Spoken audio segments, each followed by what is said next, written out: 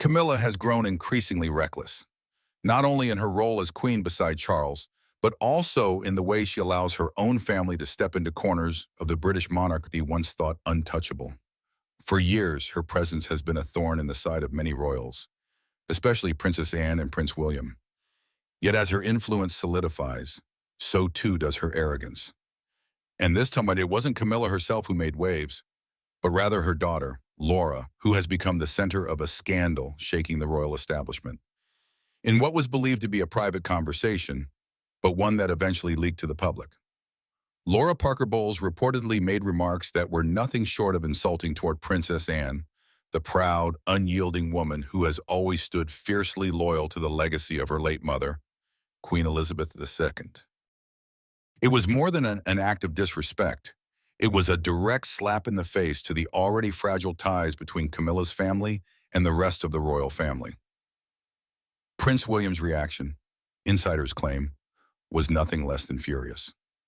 To him, Anne is not just an aunt, but a pillar of strength who supported him through the darkest chapters of his life, especially when he watched his mother, Princess Diana, be pushed aside and wounded by the very system meant to protect her. An insult aimed at Anne, therefore felt like pouring salt into old wounds, reigniting the simmering anger William had long harbored toward Camilla and the turmoil she brought into his family's life. The fallout was immediate and explosive, sparking public outrage and raising sharp questions. Has Camilla allowed her family to cross a line, turning the monarchy into a stage for their recklessness and ambition? And more importantly, is William's fury this time the first sign of an open confrontation within the royal family, unlike anything we've seen before? Buckingham Palace has always been a place where tradition meets tension, but sometimes family drama spills into the open in ways no protocol can hide. What began as a simple public event turned into the kind of situation the royal family dreads most, a scandal involving one of their own.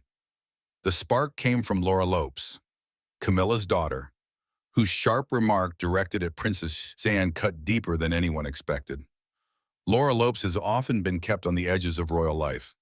She is not styled as a princess, nor does she appear in the spotlight the way William, Kate, or Anne do. Instead, she lives her life largely as a private citizen, an art curator, and mother of three, yet, because of her mother's marriage to King Charles, she cannot fully escape the orbit of the monarchy. Her children were even teething during Charles's coronation, serving important roles.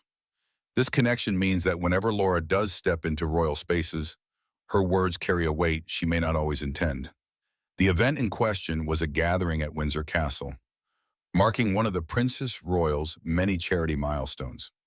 Princess Anne, who is admired for her tireless work ethic, had recently completed her 20,000th engagement, a staggering number that proved why she is often called the hardest working royal. There's a reason Princess Anne is referred to as the hardest working royal. In addition to being involved with more than 300 charities, she carries out more events than any other royal. The reception brought together close family, senior royals, and a few invited guests. It was meant to be a moment of recognition for Anne's decades of devotion to service, especially her work with Save the Children and her countless international visits. Prince William attended the event in support of his aunt. William has always shown deep respect for Anne. He recognizes how her no-nonsense attitude and consistency have kept the monarchy grounded even in turbulent times. For William, Anne represents duty in its purest form. He admired her as a child, watching her compete in equestrian events. And as an adult, he often leaned on her example when handling his own growing responsibilities. On this day, he expected nothing but admiration for his aunt. Instead, he was blindsided. Laura, who had been invited through her mother's influence, was standing among a small group when she made a remark. She reportedly commented on how Anne's old-fashioned approach to duty was out of touch with modern Britain. She suggested that younger royals like William and Kate had brought a fresher energy, implying that Anne's way belonged to another era. The words were delivered casually, almost as though she were making small talk, but they carried a sting that those around her did not miss. For anyone else, well, such a comment might have been brushed aside. But Anne is no ordinary royal. She has given her life to service with little concern for fashion or popularity. She does not seek applause, nor does she indulge in lavish displays. To undermine that in public, even indirectly, was to question the very foundation of her identity. Some guests froze in discomfort. Others looked away, hoping the moment would pass. But William heard every word. The prince's reaction was immediate. William is known for his measured tone, his ability to stay calm in public, and his training has taught him to diffuse rather than inflame. Yet beneath that composure lies a fierce loyalty to the people he loves. And Anne has always been one of those pillars in his life. What made matters worse was that Anne herself was within earshot. She did not react outwardly, maintaining the stoic composure she is known for. But those who know her well could sense the slight tightening of her lips, the subtle steel in her posture. Anne has endured criticism throughout her life, from being overlooked in favor of her brothers to facing questions about her personal choices. But hearing it from within the family circle in such a public setting was a different wound. For William, the insult was unacceptable. He saw in Anne a woman who had defended the crown through storms far harsher than anything Laura had faced. He could not stand by silently while someone with no official role undermined her in front of others. But William also knew the dangers of a public confrontation. He had grown up watching how one unguarded moment could dominate headlines and define narratives. Still, his anger was clear to anyone nearby. His clenched fists, the sharpness in his gaze, and the way he stepped closer to Laura showed that this was not something he intended to ignore. The tension spread quickly. Conversations around them faltered. Glasses of champagne remained untouched, and eyes flicked nervously between William and Laura. It was the kind of moment the palace dreads, internal strife laid bare before outsiders. And though William did not raise his voice, the silence that followed Laura's words made his fury louder than any outburst could have. Anne, ever pragmatic, attempted to move the evening forward. She shifted the group's attention to her work, recalling stories from her early trips with Save the Children and thanking those who had supported her. It was her way of steadying the room, but the atmosphere remained strained. William stayed close by, his protective instincts sharper than ever, determined not to let the insult fade without acknowledgement. That night at Windsor Castle, William's anger became a story in itself, one that signaled the fractures beneath the royal surface were far from healed. But this was only the beginning. The next morning, William requested a private audience with Anne. He had spent much of the night replaying the moment, his protective instincts sharpening with each thought. William is not one to seek confrontation for its own sake, but his loyalty often drives him to act swiftly when those close to him are hurt. Anne, on her part, was not surprised. She knew her nephew well enough to sense he would not let the issue slide. When they met in Anne's private sitting room at Gatcombe Park, the Princess Royal remained as calm as ever. She listened quietly as William began to speak, his frustration pouring out in clipped but firm sentences. He told her he could not understand why Laura, who owed her mother's position entirely to Charles's marriage, would have the audacity to criticize someone who had worked harder than nearly anyone else in the family. Anne, true to character, shrugged off the insult. "You get used to it, William," she said simply. "People always think they know what this job should be." To Anne, Laura's remark was just another in a long line of dismissals she had endured. But William was not satisfied. His respect for his aunt was too great to allow what he saw as blatant disrespect to go unchallenged. He pressed Anne, saying the family could not ignore such behavior, especially when it came from within. He reminded her of the countless sacrifices she had made, missed holidays, grueling tours abroad, days filled with back-to-back engagements that rarely earned the headlines but built the monarchy's reputation over time. For him, letting Laura's words stand without response felt like dishonoring all of it. Anne appreciated his loyalty but urged restraint. She had learned long ago that reacting gave more power to careless comments. Yet William's view was different. He had grown up in a world where every whisper could become tomorrow's front page. He feared that if Laura's remark found its way into wider circles, it could be spun as a generational divide within the monarchy, a narrative that the press would seize eagerly. To him, silence was not strength, but risk. Meanwhile, word of the tense moment had already trickled back to Camilla, the queen consort. Laura had always been off limits for public criticism, precisely because she was not a working royal. Camilla had tried to shield Laura and Tom Parker Bowles, her son, from palace politics, believing they deserved to live without the scrutiny that William and Harry had endured since birth.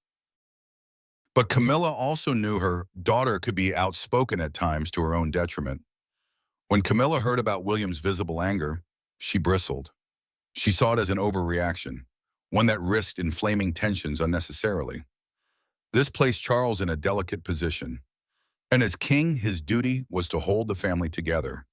But as a father and husband, he understood Camilla's protective instincts. He had worked tirelessly to bring his second family into the fold, ensuring that Laura and Tom were accepted, at least privately, even if they would never carry titles. Now, one comment threatened to unravel that fragile balance. For William, however, the issue was not about Laura alone. It was about respect for Anne and, by extension, respect for the crown. His conversation with Anne ended with her urging him to leave it be. But he was not ready to let go. He believed the matter required acknowledgement. If not from Laura herself, then at least from Camilla. That determination set the stage for a deeper rift. William began to distance himself from Camilla in subtle ways, avoiding joint appearances when possible, and keeping conversations brief. Those within the palace noticed the chill. For years, William had kept his feelings toward his stepmother largely private, maintaining a polite but cautious relationship. This incident, however, added a layer of frost that even seasoned courtiers could not ignore. To outsiders, everything looked fine. But inside the palace, William stayed angry. Anne stayed calm. Camilla stayed guarded. And the mood in the royal family quietly changed. Informal gatherings grew more careful, with courtiers subtly adjusting seating arrangements and ensuring William and Laura were not placed in close proximity. Charles tried to smooth things over, reminding his son that Laura had not meant her words maliciously, but William remained firm. For him, intent mattered less than impact, and the impact on Anne was clear in his eyes. This tension showed how fragile the relationships in the royal family were, and Charles, caught between them, faced yet another test of his ability to keep unity in a family often defined by division. Keep watching because the tension is far from over. If Anne had handled it alone, the issue might have quietly disappeared. But William wouldn't let it go, and soon the tension spread through the royal family. The first clear sign came at a charity gala held at Clarence House, filled with familiar faces from the worlds of art and culture. Laura Lopes, Camilla's daughter, was there too, as usual. As an experienced art curator, Laura was used to events like this. She was confident, well-dressed, and friendly when speaking about her work. But when William walked in with Catherine, the mood shifted. People felt it. Something was off. Though most guests didn't know why, they could sense the tension in the air. It was clear that something bigger was at play. Laura, seemingly unbothered, carried herself with poise. She chatted animatedly about an upcoming exhibition she was helping organize, laughed with family friends, and posed for photographs. Yet William kept his distance, his expression betraying none of the warmth he often displayed at public events. Catherine, always perceptive, noticed and tried to ease the edges by making polite conversation with Camilla. But even her calm grace could not entirely mask the tension. At one point in the evening, Laura and William crossed paths. What might have been a polite exchange turned into a sharp reminder of the divide. According to those close enough to overhear, William offered a stiff greeting, while Laura, with a trace of defiance, remarked that she hoped everyone could keep perspective about a passing comment. To her, the issue was blown out of proportion. She did not see herself as having insulted Anne in a serious way, but to William, her refusal to acknowledge the hurt confirmed his belief that she lacked respect. This subtle exchange did not escape Camilla's notice. She stepped in quickly, steering Laura away with a protective arm and offering a smile that did little to conceal her irritation. For Camilla, the situation was unfair. Her daughter, who had not chosen life under the spotlight, was now being judged by standards she never signed up for. She whispered to Laura to let it go, but Laura's pride was already at stake. Anne, meanwhile, kept her usual composure. She spent much of the evening speaking with donors and encouraging younger members of the royal household. But Catherine later noted to friends that Anne's shoulders seemed heavier than usual, as though she bore not only the family's duties, but also the strain of being the center of unwanted discord. The following days brought fresh complications. Palace staff, who were often the unseen observers of family dynamics, began to talk. Whispers about William's disapproval, Laura's remark, and Camilla's reaction made their way through the corridors. While the public remained unaware, the private world of the monarchy buzzed with speculation. The risk William had feared that a single careless comment could balloon into a narrative about division was inching closer. Charles, sensing the fracture, called for a private family meeting at Buckingham Palace. He wanted matters clarified before they got out of hand. Gathered in a small drawing room away from the grand state chambers, the group sat in uneasy silence. William, Anne, Camilla, and Laura were all present, joined quietly by Catherine, who served as a steadying influence. Charles began with measured words, reminding them that unity was the family's greatest shield. He spoke of the monarchy's delicate place in modern Britain and how even private slights could shake confidence if they ever slipped into the public domain. His tone was calm, but his eyes betrayed his concern. William was the first to respond, stating firmly that the remark about Anne had crossed a line. He spoke with conviction, pointing to his aunt's decades of selfless work and how deeply he admired her.